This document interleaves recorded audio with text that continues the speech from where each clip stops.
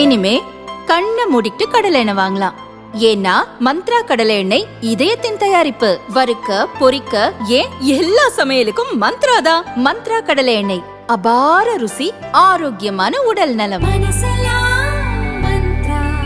ரொம்ப டயர்டா இருக்கு.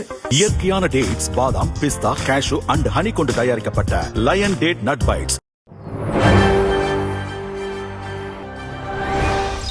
தமிழக சட்டசபையில் 17ஆம் தேதி இடைக்கால பட்ஜெட் தாக்கல். தமிழக சட்டசபையின் அடுத்த கூட்டம் இம்மாதம் 17ஆம் தேதி துவங்கும். அப்போது இடைக்கால பட்ஜெட் தாக்கல் செய்யப்படும் என்று சபாநாயகர் அப்பாவு அறிவித்துள்ளார். இது தொடர்பாக அரசின் முதன்மை செயலாளர் சீனிவாசன் வெளியிட்ட அறிக்கை. இம்மாதம் 17ஆம் தேதி காலை 9:30 மணிக்கு அடுத்த சட்டசபை கூட்டத்தை சபாநாயகர் கூட்டுகிறார். அன்றைய தினமே இந்த நிதியாண்டுக்கான இடைக்கால பட்ஜெட் தாக்கல் செய்யப்படுகிறது. முன்பண மானிய கோரிக்கைகள், கூடுதல் செலவுக்கான மானிய கோரிக்கைகள் 20ஆம் தேதி தாக்கல் செய்யப்படும் என்றும் முதன்மை செயலாளர் கூறியுள்ளார். நண்பன் அழைப்புக்கு மரியாதை. மலேசியா புறப்பட்ட பிரதமர் மோடி. இருநாட்டு மக்கள் ஆவலை தூண்டிய 2 முக்கிய நிகழ்வு. இந்தியா அமெரிக்கா செய்துள்ள வரலாற்று சிறப்புமிக்க வர்த்தக ஒப்பந்தத்தால் இந்திய தொழில்துறையினர் மிகப்பெரிய அளவுக்கு உற்சாகமடைந்துள்ள நிலையில் பிரதமர் நரேந்திர மோடி 2 நாள் அரசுமுறை பயணமாக இன்று காலை மலேசியாவுக்கு புறப்பட்டு சென்றார். மலேசிய பிரதமர் அன்வர் இப்ராஹிமின் அழைப்பை ஏற்று மோடி சென்றுள்ளார். பிரதமர் மோடி மலேசியா செல்வது இது 3வது முறை. வர்த்தகம், இராணுவம், கடல்சார் பாதுகாப்பு, டிஜிட்டல் தொழில்நுட்பம் உள்ளிட்ட பல்வேறு துறைகளில் ஒத்துழைப்பை மேம்படுத்துவது குறித்து மலேசிய பிரதமர் அன்வர் இப்ராஹிமுடன் மோடி பேச்சுவார்த்தை நடத்துகிறார். மலேசியாவில் வாழும் இந்திய வம்சாவளியினர் கோலாலம்பூரில் ஏற்பாடு செய்துள்ள நிகழ்ச்சியில் பிரதமர் மோடி இன்று மாலை கலந்து கொண்டு உரையாற்றுகிறார். மலேசிய வர்த்தக நிறுவனங்களின் பிரதிநிதிகளுடனும் பிரதமர் மோடி கலந்துரையாடி இந்தியாவில் முதலீடு செய்ய அழைப்பு விடுக்க உள்ளார். மலேசிய பயணத்தை முன்னிட்டு எக்ஸ் தளத்தில் பிரதமர் மோடி வெளியிட்ட பதிவில் கூறியிருப்பதாவது: எனது நண்பர் பிரதமர் அன்வர் இப்ராஹிமின் அழைப்பின் பேரில் மலேசியாவுக்கு செல்கிறேன். மலேசியாவுடன் இந்தியாவின் உறவுகள் பல துறைகளில் மிக வலுவாக உள்ளது. இந்த பயணம் நமது ஆழமான உறவை மேலும் வலுப்படுத்தவும் பல்வேறு துறைகளில் ஒத்துழைப்பை மேம்படுத்தவும் உதவும்.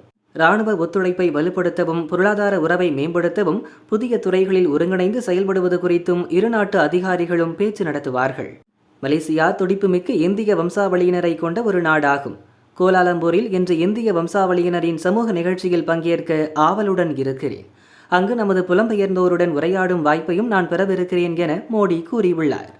பிரதமர் மோடியின் மலேசிய பயணத்தின் முக்கிய அம்சமாக இந்திய வம்சாவளி கலைஞர்கள் பங்குபெறும் சிறப்பு நடன நிகழ்ச்சிக்கு ஏற்பாடு செய்யப்பட்டுள்ளது. 800 கலைஞர்கள் ஒரே மேடையில் ஒன்றிணைந்து 5 நிமிடங்கள் தொடர்ச்சியாக நடனமாடி மலேசிய சாதனை புத்தகத்தில் இடம் பிடிப்பதற்காக இந்த புதிய முயற்சியை செய்கின்றனர். மோடிக்கு இன்று மாலை கோலாலம்பூரில் அளிக்கப்படும் வரவேற்பு நிகழ்வின் போது இந்த சாதனை நடன நிகழ்ச்சி நடக்க உள்ளது. இந்த சாதனை முயற்சி இந்தியா மலேசியாவில் மிகப்பெரிய எதிர்பார்ப்பை ஏற்படுத்தியிருக்கிறது. மோடியின் மலேசிய பயணம் குறித்து இந்திய வெளியுறவு அதிகாரிகள் கூறியதாவது: மோடியின் இந்த பயணம் இரு நாடுகளிடையேயான இராணுவ ஒத்துழைப்பை மேம்படுத்துவதில் முக்கிய கவனத்தை செலுத்தும். இந்தியாவில் தயாரிக்கப்பட்ட டோர்னியர் விமானங்களை மலேசியாவுக்கு விற்பனை செய்தல் மற்றும் ஸ்கார்பியன் நீர்மூழ்கி கப்பல்கள் மற்றும் சுகோய் 30 போர் விமானங்கள் பராமரிப்பை வழங்குதல் குறித்தும் மலேசிய அதிகாரிகளுடன் இந்திய அதிகாரிகள் பேச்சுவார்த்தை நடத்தவுள்ளனர் என வெளியுறவு அதிகாரிகள் கூறினர். பட்ஜெட்டில் தமிழகம் புறக்கணிப்பு. திமுக கூட்டணி 12இல் ஆர்ப்பாட்டம். திமுக தலைமையிலான மதச்சார்பற்ற முற்போக்கு கூட்டணி கட்சிகள் சார்பில் வெளியிடப்பட்ட அறிக்கையில் கூறியிருப்பதாவது: மத்திய பட்ஜெட்டில் தமிழ்நாட்டிற்கான கல்வி நிதி ரூபாய் 3458 கோடி, 100 நாள் வேலை திட்ட நிதி ரூபாய் 2000 கோடி, குடிநீர் இணைப்பு திட்ட நிதி ரூபாய் 3012 கோடி உள்ளிட்ட எந்த நிதியையும் விடுவிக்காமலும் வளர்ச்சி திட்டத்திற்கு ஒரு பைசா கூட ஒதுக்காமலும் தமிழ்நாட்டு மக்களை புறக்கணித்துள்ளது மத்திய பாஜக அரசு. தமிழ்நாட்டிற்கான நிதியும் இல்லை, வளர்ச்சி திட்டமும் இல்லை என மத்திய அரசு கைவிரித்த போதும் அவர்களது காலில் விழுந்து ஆதரித்துள்ளது அடிமை அதிமுக. நிதி மறுப்பு ஒருபுறம் என்றால், மகாத்மா காந்தி தேசிய ஊரக வேலை உறுதியளிப்பு சட்டத்தை சிதைத்து 100 நாள் வேலையே இனி இல்லாமல் செய்து கிராம மக்களின் வாழ்வாதாரத்தை அழிக்கும் சட்டத்தை திரும்ப பெறவோ அதற்கான நிதி ஒதுக்கீட்டை அதிகரிக்கவோ செய்யாமல் ஏழை எளிய மக்களின் வயிற்றில் அடித்துள்ளது மத்திய பாரதிய ஜனதா அரசு. அதோடு அமெரிக்காவின் விவசாயம் சார்ந்த பொருட்களை இங்கே இறக்குமதி செய்து விற்க ஒப்புக்கொண்டு நமது விவசாயிகளின் வாழ்வையே கேள்விக்குறியாக்கியுள்ளது. மத்திய பட்ஜெட்டில் தமிழ்நாடு புறக்கணிக்கப்பட்டுள்ளதற்கு எதிராகவும் 100 நாள் வேலையை ஒழிக்கும் சட்டம், விவசாயிகள் வயிற்றிலடிக்கும் அமெரிக்க வர்த்தக ஒப்பந்தம் என தமிழ்நாட்டு மக்களை வஞ்சித்து வளர்ச்சியை தடுத்து வரும் மத்திய அரசையும் அதற்கு ஒத்து ஊதும் அடிமை அதிமுகவையும் கண்டித்து தமிழ்நாட்டின் அனைத்து மாநகரங்களில் தலா ஒரு இடத்திலும் மற்றும் ஒன்றியம், நகரம், பேரூர் அளவிலும் வரும் 12ஆம் தேதி காலை 10 மணியளவில் மதச்சார்பற்ற முற்போக்கு கூட்டணி சார்பில் மாபெரும் கண்டன ஆர்ப்பாட்டம் நடைபெறும். தமிழ்நாடு போராடும், தமிழ்நாடு வெல்லும் என அறிக்கையில் கூறப்பட்டுள்ளது. POK இந்தியாவுக்கே சொந்தமானது. பாகிஸ்தான் தலையில் அமெரிக்கா குண்டு. உண்மையை உடைத்து வெளியிட்ட வரைபடம். அமெரிக்கா இந்தியா இடையேயான வர்த்தக பேச்சுவார்த்தையில் நீண்ட இழுபறிக்கு பின்னர் இன்று முக்கிய திருப்பம் ஏற்பட்டுள்ளது. அமெரிக்காவும் இந்தியாவும் இடைக்கால வர்த்தக ஒப்பந்தத்துக்கான வரைவு அம்சங்களை இன்று கூட்டாக வெளியிட்டன. இது சர்வதேச அளவில் கவனம் ஈர்த்துள்ளது. இதற்கிடையே இடைக்கால வர்த்தக ஒப்பந்த விவரங்களை அமெரிக்கா வெளியிட்ட போது அதிலிருந்த இந்திய வரைபடம் பாகிஸ்தான் தலையில் இடியை இறக்கியுள்ளது. அதாவது அமெரிக்கா வெளியிட்ட இந்திய வரைபடத்தில் பாகிஸ்தான் ஆக்கிரமிப்பு காஷ்மீர் மற்றும் அக்சை சின் பகுதிகள் இடம்பெற்றிருந்தன. இரண்டுமே இந்தியாவின் பிரதேசங்கள் தான் என்றாலும் அமெரிக்கா வெளியிட்ட வரைபடம் கவனம் பெற்றதற்கு முக்கிய காரணங்கள் உண்டு. காஷ்மீரின் ஒரு பகுதியை பாகிஸ்தான் ஆக்கிரமித்து வைத்திருக்கிறது. அதைத்தான் நாம் POK அல்லது பாகிஸ்தான் ஆக்கிரமிப்பு காஷ்மீர் என்கிறோம். பாகிஸ்தானோ நம் வசம் இருக்கும் காஷ்மீரை ஏதோ நாம் ஆக்கிரமித்து வைத்திருப்பதாக சொல்கிறது. இந்த விவகாரம் சர்வதேச அளவில் ஒரு சர்ச்சையாக பார்க்கப்படுகிறது. அமெரிக்கா இந்தியாவுடனும் பாகிஸ்தானுடனும் நட்பு பாராட்டும் நாடு என்பதால் பாகிஸ்தான் ஆக்கிரமிப்பு காஷ்மீர் சர்ச்சையை நுட்பமாகவே கையாளும். இதை இந்தியாவின் ஒரு பகுதியாக சேர்த்து வரைபடம் வெளியிடுவது இல்லை. அதே நேரம் பாகிஸ்தானுடனும் சேர்ப்பது இல்லை.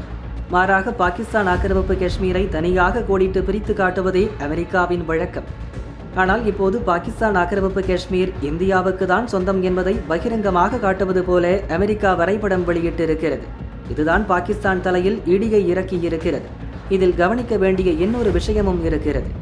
அதாவது பெஹல்காம் தாக்குதலை தொடர்ந்து நடந்த போரில் நம் இராணுவத்திடம் பாகிஸ்தான் மரண அடி வாங்கியது. அதில் இராணுவ நிலைகள், விமானப்படை தளங்களை நம் இராணுவம் குண்டு வீசி சிதைத்தது. மேற்கொண்டு அடிவாங்க முடியாத நிலையில் பாகிஸ்தான் நம்மிடம் கெஞ்சி போரை நிறுத்தியது.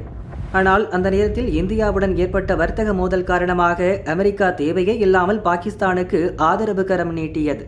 அதிபர் ட்ரம்பும் பாகிஸ்தானுக்கு ஆதரவாகவும் இந்தியாவுக்கு எதிராகவும் பேசினார். அதிலிருந்து அரசியல் தெரியாமல் அமெரிக்கா ஏதோ தங்கள் பக்கம்தான் இருக்கிறது என்ற எண்ணத்தில் பாகிஸ்தான் தலைகால் புரியாமல் ஆடியது. இப்படி ஒரு சூழலில்தான் பாகிஸ்தான் ஆக்கிரமிப்பு காஷ்மீர் இந்தியாவுக்கு தான் சொந்தம் என்பதை அமெரிக்கா சொல்லாமல் சொல்லியிருப்பது அந்த நாட்டை மலை போல் நம்பியிருந்த பாகிஸ்தானுக்கு பெரும் அதிர்ச்சியை அளித்திருக்கிறது. அதேபோல் அந்த வரைபடத்தில் சீனா உரிமை கொண்டாடி வரும் அக்சை சின் பகுதியும் உள்ளது. பாகிஸ்தான் ஆக்கிரமிப்பு காஷ்மீர் முன்பும் இப்போதும் இனியும் இந்தியாவுக்கு தான் சொந்தம் என்று இந்தியா உறுதியாக கூறி வருகிறது. அதேபோல் அக்சை சின்னும் நம்முடைய நிலம்தான். இதில் எந்த சந்தேகமும் இல்லை. இதற்கு அமெரிக்காவோ அல்லது வேறு எந்த நாட்டின் அங்கீகாரமோ நமக்கு தேவையில்லை. இருப்பினும் பரபரப்பான அரசியல் சூழ்நிலையில் அமெரிக்கா வெளியிட்ட வரைபடம் முக்கியத்துவம் பெற்றிருப்பதை மறுக்க முடியாது. ஃபுல் போதையில் வந்த திமுக செயலாளர் அதிகாரி சீட்டில் உட்கார்ந்து அட்டூழியம். இதான் திராவிட மாடல். தீயாய் பரவும் வீடியோ.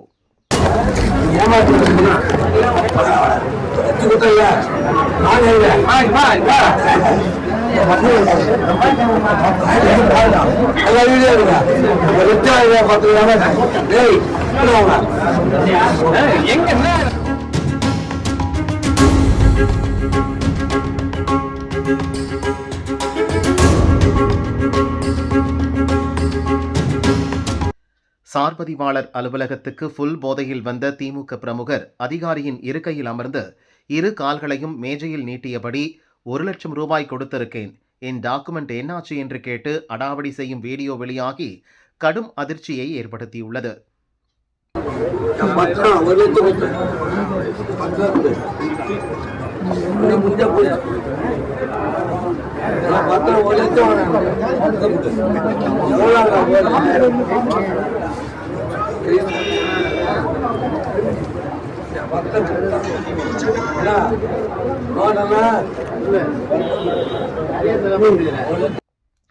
காஞ்சிபுரம் மாவட்டம் ஸ்ரீபெரும்புதூர் சார்பதிவாளர் அலுவலகத்துக்கு 2 நாட்கள் முன்பு வல்லம் வடகால் பகுதியைச் சேர்ந்த திமுக கிளை செயலாளர் குப்பன் வந்தார்.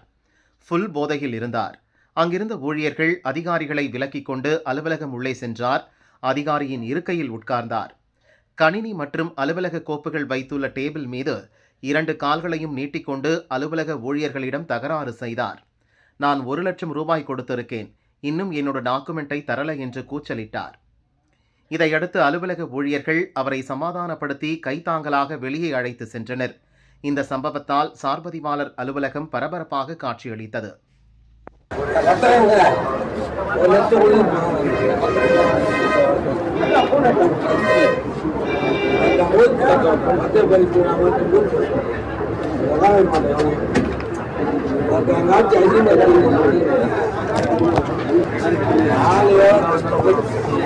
பெரியார், அண்ணா, கலைஞர், எம்ஜிஆர் கஷ்டப்பட்டு விஜய் எல்லா ஆன்மானம் லஞ்சம் கொடுக்காதீங்க, லஞ்சம் கொடுக்காதீங்க. அவன் அப்பா வந்து லஞ்சம் வாங்க, லஞ்சம் வாங்க, ஒரு பைசா கொடுக்காதீங்க, லஞ்சம் கொடுக்காதீங்களா, ஒரு பைசா கூட லஞ்சம் கொடுக்காதீங்களா. யாருக்கும் வந்து லஞ்சம்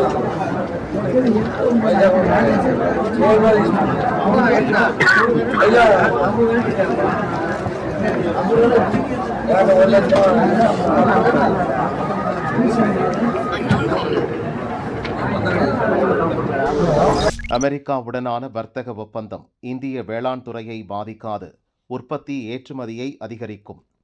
இந்தியா அமெரிக்கா இடையிலான வர்த்தக ஒப்பந்தம் MSME எனப்படும் சிறு குறு நடுத்தர தொழில் நிறுவனங்களின் உற்பத்தி பெருக்கத்திற்கு வழிவகுக்கும், ஏற்றுமதி உயரும். இந்த ஒப்பந்தத்தால் விவசாயிகள் நலன் ஒருபோதும் பாதிக்கப்படாது என மத்திய அமைச்சர் பியூஷ் கோயல் தெரிவித்துள்ளார். இது குறித்து பியூஷ் கோயல் எக்ஸ் பக்கத்தில் பதிவிட்டிருப்பதாவது: பிரதமர் நரேந்திர மோடி தலைமையிலான மத்திய அரசு இந்திய தொழில்துறை வளர்ச்சிக்கு உரிய நடவடிக்கை எடுத்துள்ளது. இந்தியா அமெரிக்கா இடையிலான இடைக்கால வர்த்தக ஒப்பந்தத்தில் பல்வேறு முக்கிய அம்சங்கள் இடம்பெற்றுள்ளன. இந்த ஒப்பந்தம் 30 டிரில்லியன் அமெரிக்க டாலர் அளவிலான வர்த்தகம் ஏற்றுமதிக்கு வழிவகுக்கும். இதன் மூலம் சிறு குறு நடுத்தர தொழில் நிறுவனங்கள் மிகப்பெரிய சந்தை வாய்ப்பை பெறும்.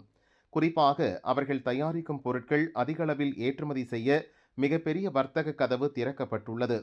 இந்த ஒப்பந்தத்தால் மீனவர்கள், விவசாயிகள், பால் உற்பத்தியாளர்கள் கவலை கொள்ள தேவையில்லை.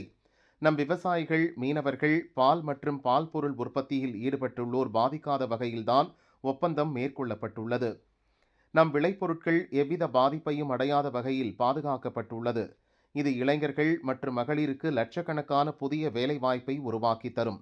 ஜவுளி, தோல் பொருட்கள், காலணி, பிளாஸ்டிக் மற்றும் ரப்பர் பொருட்கள், வீட்டு அலங்கார பொருட்கள், கைவினைப் பொருட்கள் உள்ளிட்டவற்றின் மீதான வரியை அமெரிக்கா 18% குறைத்துள்ளது. எனவே இத்துறை சார்ந்த ஏற்றுமதி அதிகரிக்கும். அரிசி, கோதுமை, மக்காச்சோளம், சோயா, ராகி உள்ளிட்ட சிறுதானியங்கள், ஓட்ஸ், மஞ்சள், மிளகு, வெந்தயம் உள்ளிட்ட சமையலுக்கு பயன்படும் மசாலா பொருட்கள், பால், பாலாடை கட்டி போன்ற உணவு, வேளாண் பொருட்கள் இந்த ஒப்பந்தத்தால் பாதுகாக்கப்பட்டுள்ளன. இதன் மூலம் நம் விவசாயிகள், உணவு உற்பத்தியாளர்களின் நலன் முற்றிலும் பாதுகாக்கப்பட்டுள்ளது. அவர்களின் நலனில் அரசு அக்கறையுடன் செயலாற்றியுள்ளது. இந்தியா அமெரிக்கா வர்த்தக ஒப்பந்தத்தால் நம் உள்நாட்டு உற்பத்தி அதிகரிக்கும், மேக் இன் இந்தியா திட்டம் வலுப்பெறும், பொருளாதாரம் உயரும், இரு நாடுகள் இடையிலான உறவு வலுப்படும் என பியூஷ் கோயல் எக்ஸ் பக்கத்தில் பதிவிட்டுள்ளார். அமெரிக்கா இந்தியா டீல், பிரதமர் மோடி பெருமிதம். இடைக்கால வர்த்தக ஒப்பந்தத்துக்கான வரைவு அம்சங்களை இந்தியா, அமெரிக்கா கூட்டாக வெளியிட்டன. சர்வதேச அளவில் கவனம் ஈர்த்திருக்கும் இந்த இடைக்கால ஒப்பந்தம் மகத்தான செய்தி என்று பிரதமர் மோடி கூறியுள்ளார். அவரது அறிக்கை: இந்தியாவுக்கும் அமெரிக்காவுக்கும் மகத்தான செய்தி. வர்த்தக ஒப்பந்தம் செய்வதற்கான அடிப்படை விஷயங்களில் எங்களுக்குள் உடன்பாடு ஏற்பட்டுள்ளது. இரு நாடுகளிடையே வலுவான உறவு உள்ளது. அர்ப்பணிப்புடன் செயல்படும் ட்ரம்புக்கு நான் நன்றி கூறுகிறேன். இந்தியாவில் கடினமாக உழைக்கும் விவசாயிகள், தொழில் முனைவோர், சிறு குறு தொழில் நிறுவனங்கள், ஸ்டார்ட் அப் கம்பெனிகள், மீனவர்களுக்கு இந்த வர்த்தக ஒப்பந்தம் மூலம் புதிய வாய்ப்புகள் உருவாகும். மேக் இன் இந்தியா திட்டம் வலுப்பெறும். பெண்கள் மற்றும் இளைஞர்களுக்கு பெரிய அளவில் வேலை வாய்ப்புகள் உருவாகும். இந்தியா, அமெரிக்கா இடையே முதலீடு மற்றும் தொழில்நுட்ப உறவை மேலும் ஆழப்படுத்த முடியும். உலகளாவிய வளர்ச்சிக்கும் இந்த வர்த்தக ஒப்பந்தம் பங்களிக்கும். வளர்ச்சியடைந்த இந்தியா என்ற பயணத்தில் நாம் முன்னேற்ற பாதையில் சென்று கொண்டிருக்கிறோம். உலகளவில் கூட்டாண்மையை உருவாக்குவதில் இந்தியா உறுதியாக உள்ளது என்று மோடி கூறினார். தங்கம் விலை மீண்டும் உயர்வு, ரூபாய் 1.15 லட்சத்தை தாண்டியது. சர்வதேச நிலவரங்களால் நம் நாட்டில் தங்கம், வெள்ளி விலை ஏற்ற இறக்கம் கண்டு வருகிறது. தமிழகத்தில் நேற்று முன்தினம் தங்கம் விலை சவரனுக்கு 4640 ரூபாய் சரிவடைந்து 1,14,560 ரூபாய்க்கு விற்கப்பட்டது. நேற்று 22 கேரட் ஆபரண தங்கத்தின் விலை சவரனுக்கு 560 ரூபாய் குறைந்து ஒரு சவரன் 1,14,000 ரூபாய்க்கு விற்பனை செய்யப்பட்டது. இன்று ஆபரண தங்கத்தின் விலை சவரனுக்கு 1,360 ரூபாய் அதிகரித்து ஒரு சவரன் 1,15,360 ரூபாய்க்கு விற்பனையாகிறது. கிராமுக்கு 170 ரூபாய் அதிகரித்து ஒரு கிராம் 14,420 ரூபாய்க்கு விற்பனை செய்யப்படுகிறது. வெள்ளி விலை கிராமுக்கு ரூபாய் 5 உயர்ந்து ஒரு கிராம் ரூபாய் 285க்கு விற்பனை செய்யப்படுகிறது. கிலோவுக்கு 5,000 ரூபாய் அதிகரித்து ஒரு கிலோ 2,85,000 ரூபாய்க்கு விற்பனையாகிறது. நடந்து சென்ற 5 பேரை விரட்டி கடித்த நாய். திருப்பத்தூர் மாவட்டம் வாணியம்பாடி நகராட்சிக்கு உட்பட்ட பெரியபேட்டை பகுதியில் ஒரு நாய் சாலையில் நடந்து சென்றவர்களை துரத்தி கடித்தது. இதில் பெரியபேட்டை பகுதியைச் சேர்ந்த தீபக் ராஜ், சந்திரன், கார்த்திக், சவுக்குத்தோப்பு பகுதியைச் சேர்ந்த தட்சிணாமூர்த்தி உள்ளிட்ட 5 பேர் காயமடைந்தனர். 4 பேர் வாணியம்பாடி அரசு மருத்துவமனையிலும் ஒருவர் தனியார் மருத்துவமனையிலும் அட்மிட் செய்யப்பட்டனர். இதனால் வாணியம்பாடி பகுதி மக்களிடையே பெரும் பீதி ஏற்பட்டுள்ளது. 5 பேரை கடித்த நாயை பிடிக்கும் பணியில் நகராட்சி ஊழியர்கள் ஈடுபட்டுள்ளனர். வாணியம்பாடி, ஆம்பூர் பகுதிகளில் தெருக்களில் சுற்றித் திரியும் நாய்களின் எண்ணிக்கை அதிகரித்துள்ளதால் பொதுமக்கள் அச்சத்துடன் நடந்து செல்லும் அவல நிலை உள்ளது.